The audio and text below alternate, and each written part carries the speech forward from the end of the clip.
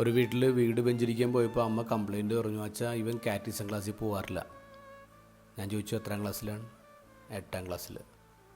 അപ്പോൾ ഞാൻ അമ്മയോട് സർക്കാസ്റ്റിക്കായിട്ട് പറഞ്ഞു, അമ്മേ അവന് താല്പര്യമില്ലെങ്കിൽ അവനെ നിർബന്ധിച്ച് പറഞ്ഞു വിടണ്ട. പിന്നെ 10ാം ക്ലാസ് കഴിയുമ്പോൾ റെക്കമെൻഡേഷൻ ലെറ്റർ വേണം, കമ്മ്യൂണിറ്റി സർട്ടിഫിക്കറ്റ് വേണമെന്ന് പറഞ്ഞ് എൻ്റെ അടുത്ത് വരരുത്, ഞാൻ തരൂല. അപ്പോൾ അവൻ പറഞ്ഞു, ആര് വരാൻ? എനിക്കതിൻ്റെ ആവശ്യമില്ല, എനിക്ക് വിശ്വാസമില്ല, എനിക്ക് പള്ളിയൊന്നും വേണ്ട. അപ്പോൾ അവൻ്റെ അമ്മ പറഞ്ഞു, അച്ഛാ അവന് സയൻസിലാണ് വിശ്വാസം. അപ്പോൾ 8ാം ക്ലാസ്സുകാരനല്ലേ, അപ്പോൾ എനിക്കറിയാവുന്ന സയൻസ് വെച്ചിട്ട് ഞാൻ അവനോട് ചില ചോദ്യങ്ങൾ ചോദിച്ചു.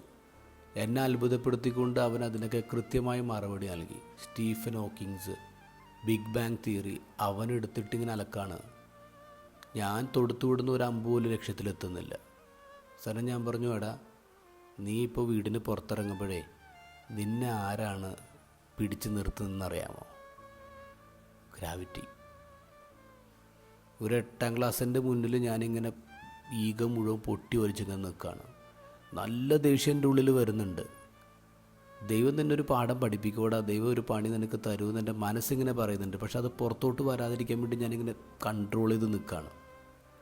ആ സംഭവത്തിന് ശേഷം ഞാനത് കൈകാര്യം ചെയ്ത രീതി അത്ര ശരിയായില്ല എന്ന് എനിക്ക് നല്ല റിഗ്രറ്റ് ഉണ്ടായി.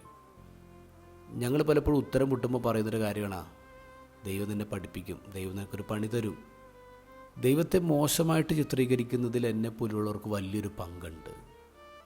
ഇന്നത്തെ ഗോസ്പലിൽ ഈശോ പറയുന്നു, മനുഷ്യപുത്രൻ മനുഷ്യരുടെ കരങ്ങളിൽ ഏൽപ്പിക്കപ്പെടാൻ പോകുന്നു. മനുഷ്യപുത്രൻ ഏൽപ്പിക്കപ്പെട്ടു, ആൾക്കാരവനെ കൊന്നളഞ്ഞു.